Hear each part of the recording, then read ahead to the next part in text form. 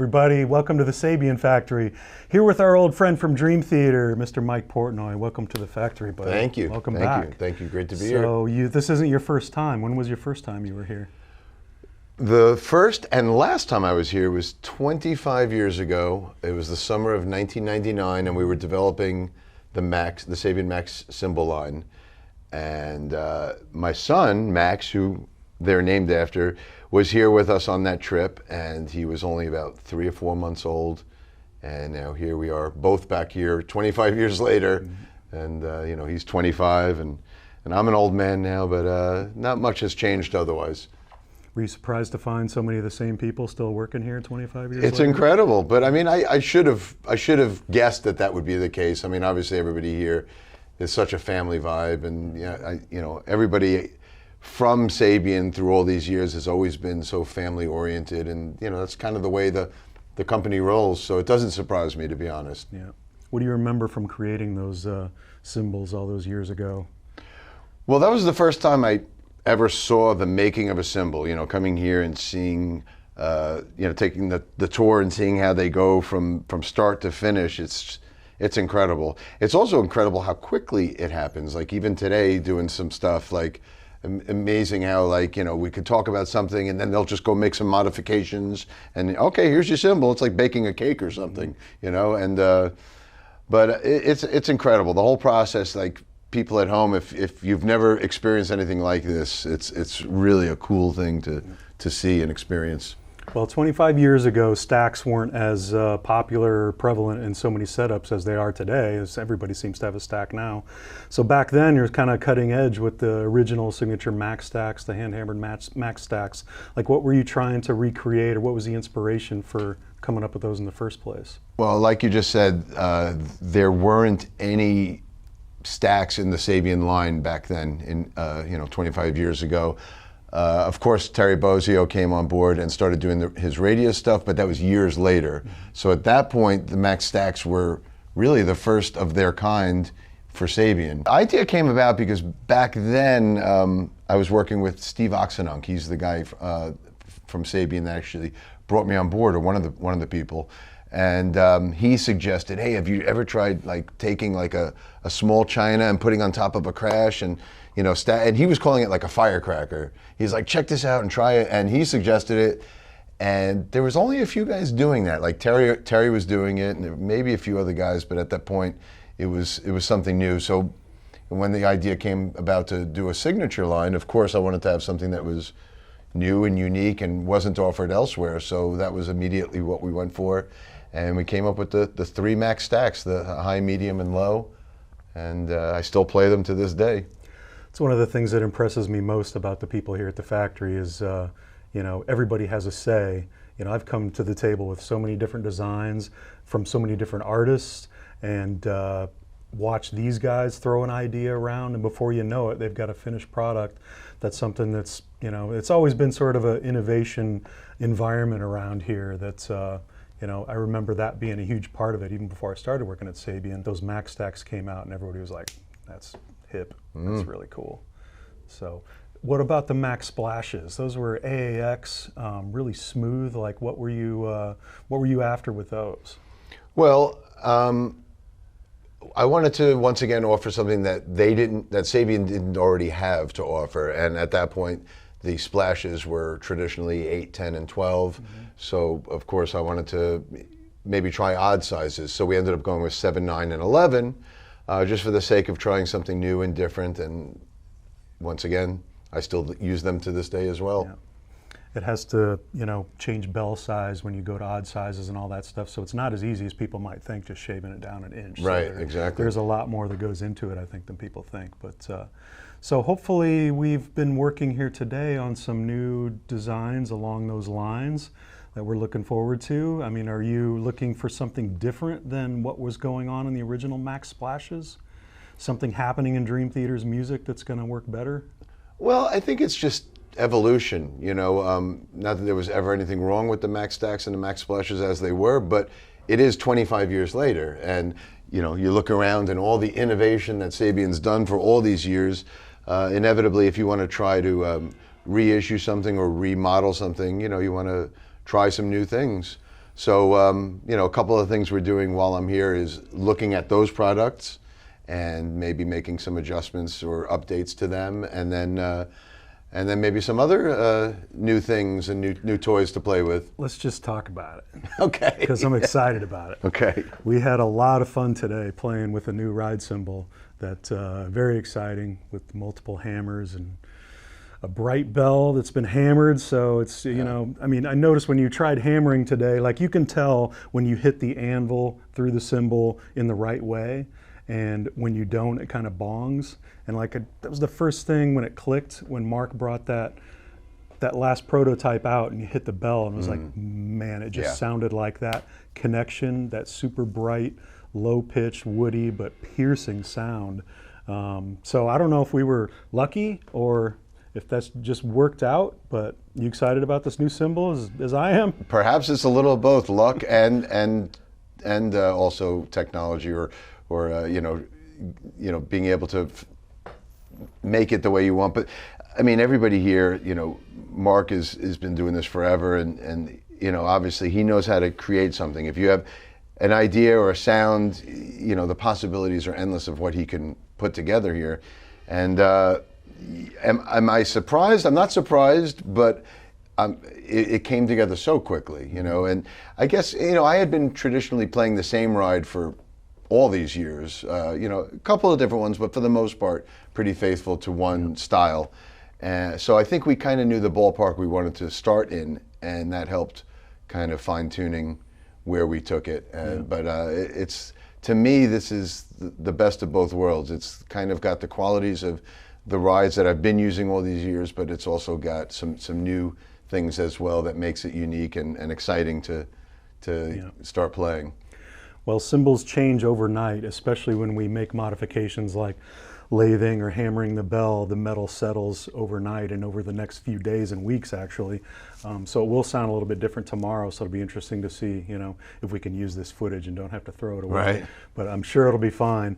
But for you cymbal nerds out there, I'm really excited about it because it's a sort of a rock shape with a rock bell and HHX hammered bell with HHX and hand hammering on the bow. So fairly mid profile, a little high profile, but thinner than an HH Rock, which is what you used for Dream Theater for many years. And then more recently, you've been using what we would call the 40th anniversary Artisan Raw Bell Dry Ride, 22 inch. And this is a little bit lighter than that, maybe a little more open, but also brilliant finish and natural. Haven't decided which way yet, but I think we're leaning towards brilliant. So your Dream Theater kit, do you remember how many SABIAN instruments were on your Dream Theater kit?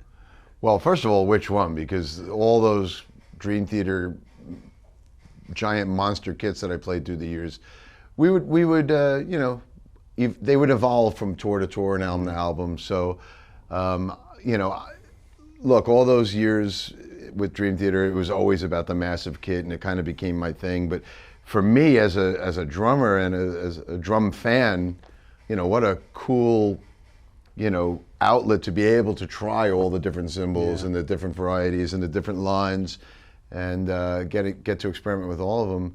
But I can't recall the number or the amount, but whatever it was, we're going to beat it with the new kit. Excellent. I can help you with that because your excellent tech Jose sent me a list, and it was A through Z, so Right. 26 different SABIAN instruments with all the choppers and stacks and splashes and all that. Yeah. What a palette to create with. So you're actually two thrones, basically two separate core kits, right? That's it. I think a lot of people see those massive kits I play with Dream Theater and, oh, who's going to play 3 bass drums or whatever? Nobody can play all those drums, but that's not the idea. The idea isn't for it to be played at once or sat at once. It's essentially two different kits. And from my perspective, the left side, which audience perspective is the right side, but for me, the left side of the kit is more of a traditional double bass kit, a lot of octobans, a lot of cymbals, a lot of rack toms, you know, just a big double bass kit. But then on the right side is a single bass kit with more experimental sizes and tones and, you know, different size drums, different size cymbals. So, and the idea is, yeah, there's two thrones, so I could literally from song to song go from one side to the other, or sometimes even within the same song go back and forth. And we just finished making the new Dream Theater album, and sure enough, I recorded the album with one of these kits, and yeah, I ended up using either side of the kit throughout half of the album. So about half the songs are on one side, half on the other. So when we're playing it live, I can go back and forth Half and between half. the two. I wouldn't have thought that. That's awesome. Yeah, I usually tend to go to the left side, the more traditional double bass kit. But every once in a while, if we're playing just something that's either A, totally straight ahead, then I want that single bass kind of more traditional kit, or if it's the opposite, if it's more a wacky song or an experimental song, something that needs something different and some different textures, you know, usually I could find the inspiration on the right side of the kit to try different things. Well, our mutual friend Neil Peart used to say with his large kits, it would always start with just the core 4-piece, you know, 13-inch up front, snare, kick, floor tom, and then obviously everything else was sort of built around that. That's absolutely the truth, yeah. And he changed his whole outlook about that, you know, later in life when he started studying with Freddie, and that always stuck with me, like just starting with the core and then building your palette away from that. Well, I mean, one thing I'll say to that is, you know, the last 13 years that I haven't been in Dream Theater, I kind of, I guess, I don't want to say I've proven myself, but, you know, there's always this skeptics, oh, why does he need a big giant kit, blah, blah, blah. You know, look, my favorite drummer of all time is Ringo Starr, and he played kick, snare, rack, floor, and that's it. And when I first came out with the Winery Dogs back in 2012 or 13, that was the thing. After all those years of the massive kit with Dream Theater, I wanted to just come out with a Bonham kind of setup and just kind of show the people, look, at the end of the day, that's what really matters. That's your bread and butter. That's your backbeat, kick, snare, tom, hi-hat ride, and that's what all you really need. And at the end of the day, that is all you really need. But all the other stuff surely makes it so much more fun. Yeah, of course. But what makes Mike sound like Mike on a small kit like that? I mean, you could still tell from the Winery Dogs that that's still Mike Portnoy, so. Well, thank you. I mean, that's hopefully what every drummer tries to do, is try to sound like themselves, you know. And, you know, all of my favorite drummers, you could tell who they are. It doesn't matter what size kit they're playing, what configuration they're playing. You know, at the end of the day, it's the drummer that is going to make that signature sound or style. But what you do with it is fun. And you know, surely what I get to do with Dream Theater, I mean, Dream Theater's music has always been about being excessive and progressive and technical. So with that comes, you know, an instrument that is going to explore those boundaries as well. So as ludicrous as it sometimes looks to roll in with a kit like that, there is a method behind the madness. You know, it just gives you that many more musical options to explore. Yeah, I don't think anybody who's seen you live would argue that point. You know, sure, there's people on the outside that maybe look at a photo on social media and say something about a large kit, but if they were to see a Dream Theater show or listen to Scenes from a Memory or Octavarium or something like that and wonder, like, you can't do this on a 4-piece. You cannot do this without the palette. Yeah. And it just makes such a different soundscape than is on a, you know, typical rock record, which is pretty amazing, you know. There's something to be said for both. I love both, you know. It's fun to have a Neil Peart or Terry Bozzio kind of drum village, but it's also fun to just rock out and be Dave Grohl or John Bonham for a little while, you know. I got this awesome picture of Neil sitting behind Terry's kit out at Drum Channel for the first time, and you know, he's looking at this kit like, like just, what was his quote? Something like, I can see the way his mind works sitting at this kit.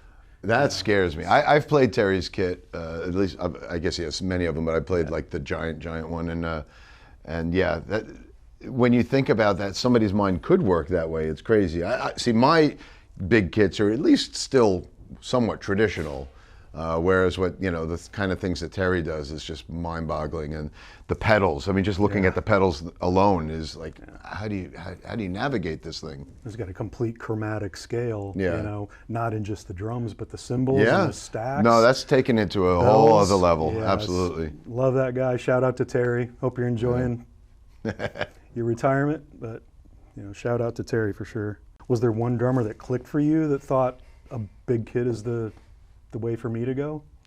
It was Neil, definitely. You know, I started listening to Neil and Rush around 82 or so.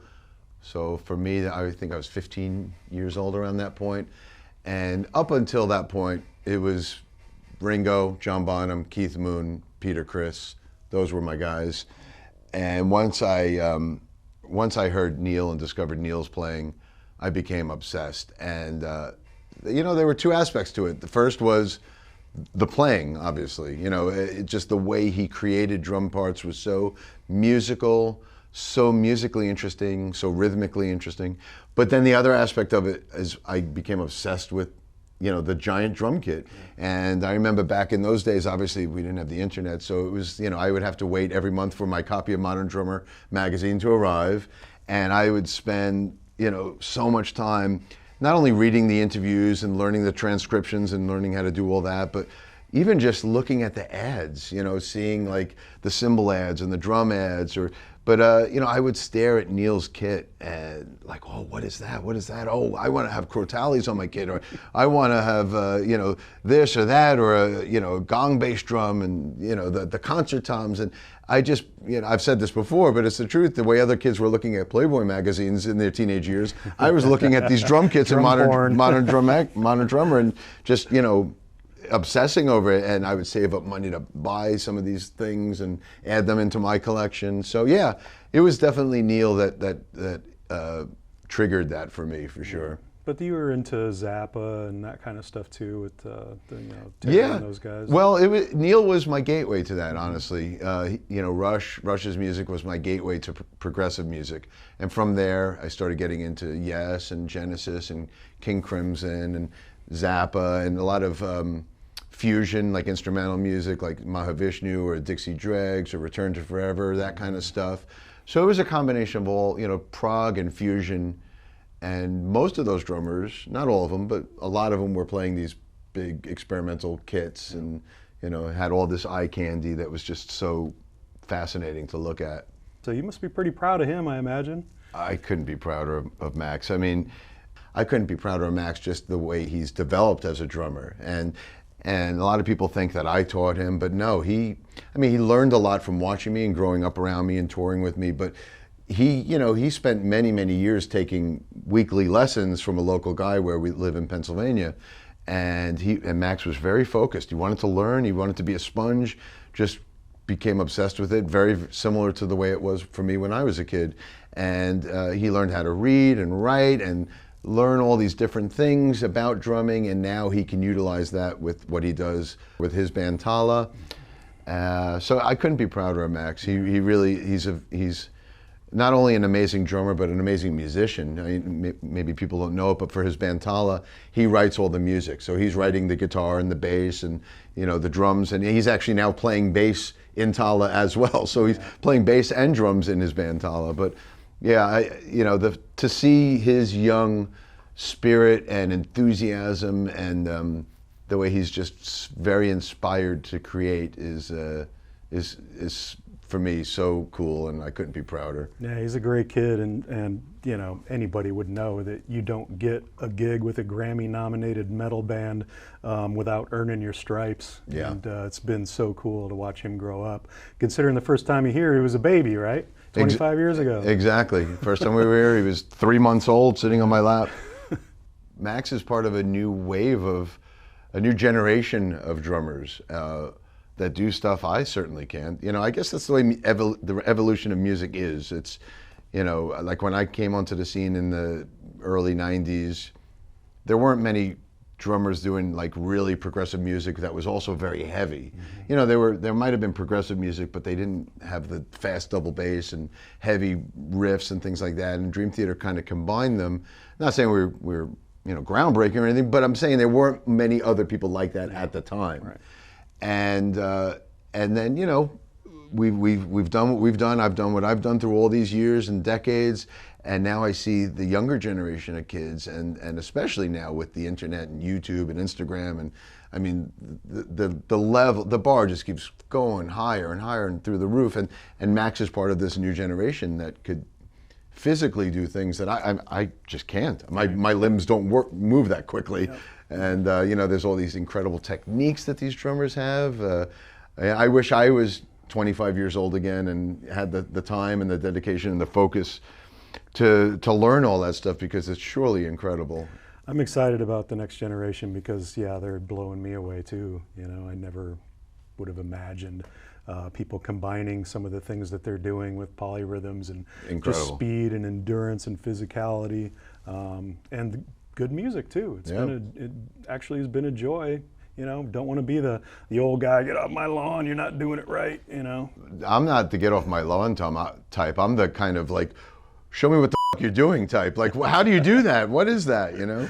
Well, if you don't mind me saying, you seem truly happy to be back in Dream Theater. So is that restless guy who has to be in 6 different bands doing so much different music and different projects, is he still in there? Or?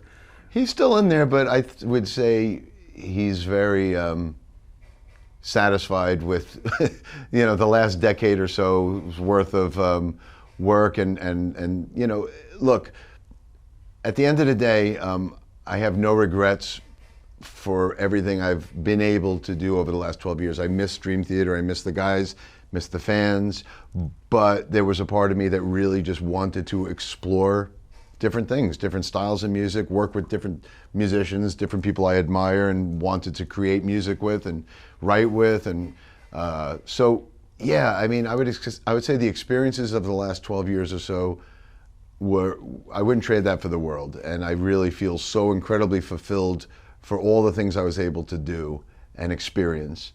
But that being said, there's no place like home. You know, Dream Theater was my baby for so long, and we formed that band when we were teenagers at Berkeley back in the mid '80s. We grew up together. We made quite a name for the band and built this this band up from the ground up, and here we are now.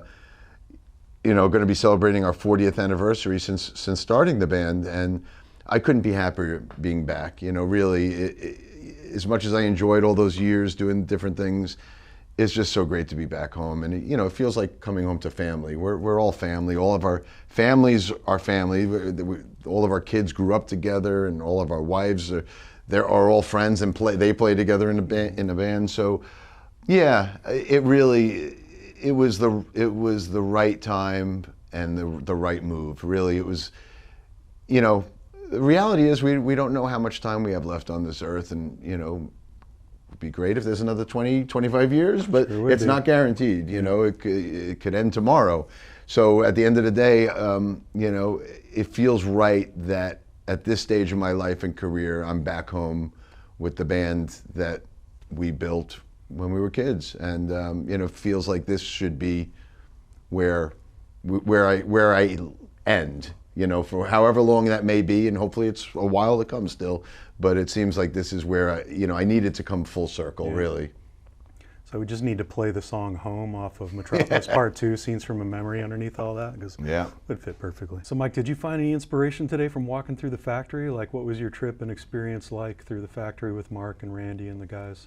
It's incredible to see the process and see, like, it starts like this, and they end up like that, and it's incredible. The fact that and the people here, it's not a bunch of machines. It's not like what is it called, conveyor belt and just machines. People are literally here, doing the lathing, doing the hammering, and Max and I had a chance to sit down and do some hammering ourselves. And harder than it looks. Oh my God! After 5 minutes, I was totally sure. I was like, I couldn't do that for more than 10 minutes or whatever. And these guys are doing it all day, every day. Yeah. And but every process, the way that they go in the oven, and it looks like it starts off looking like a bunch of metal pizzas, and then they end up looking like a bunch of cymbals. But yeah, they're putting them in the oven, take them out, dip them in the water to cool off. Start hammering, start lathing, it's every step of the way is really fascinating. And you could see how, the opportunity to create so many different styles and ideas, and, each one of these is kind of built differently. You look at the way that the designs are, and you know, some parts are finished and some parts are lathe, some parts aren't. I mean, Well, you've been more AAX sort of style and HH most of your career. Yeah. And today we found you leaning more towards HHX and combining a lot of the elements of the recipe. well, I mean, that shows how Sabian's progress and development is still growing. You know, I guess I've always played the AA or AAXs for so many years because when I started playing them in the 90s, those were the options. But now seeing all of these new options and the, you know, the HHXs and the artisans and all these other new things that you're trying, and each one of them are so like groundbreaking and cutting edge that I want to try them, you know. And it's great for me to be a drummer like that with a big drum kit and kind of different music that's kind of diverse and experimental. It's nice to be able to have those options and say, hey, that's cool, I want to try this, I want to try that, and have a place to utilize them. It's very cutting edge, but it's also very ancient, you know, the way bronze has been around forever. So, but to be able to combine all these basic things into something new and innovative still today is inspiring. Yep, absolutely. You've been completely loyal to your drum, cymbal, sticks, heads. I have the Sabian and Tama cymbals tattooed on me for life. That's how loyal. Why is being so loyal that important to you? Well, because, you know, at the end of the day, I endorse the companies I do because well, two reasons. I love the product and I love the people. And, you know, I'm just very loyal in that respect. I can't relate to people that are switching it up and move around and jump from company to company. You know, I'm not judging. That's good for them, whatever. But for me, I like to find what I like and stick with it. And it's, you know, obviously the product speaks for itself. Obviously, we're talking SABIAN Cymbals. You know, look around. Anything I could possibly want to hear, you guys can make and create and have. But there's another level too with the relationship when you're, you know, a touring musician. You know, it's about the relationship with the company, and you know, you're out there. You need gear, you need support, you need you know, the ability to be able to get gear if you're stuck in a bind or whatever. And that relationship is so important too. And you know, I've been with Sabian now almost 30 years. I started playing them in '93. So it's over 30. I've got to do my math. Wow. Over 30 years, 31 years now at this point. So there you go. And you know, right from the very beginning when I started working with Sabian in '93, like I said, the product speaks for itself, but it was about the personal relationship. The fact that there were people at Sabian that believed in me, reached out to me, wanted to get behind me and support me. That meant the world to me, and that's something I would never turn my back on. That's something I appreciate, and I'm going to be just as loyal back in return. Yeah, well, we appreciate it, man.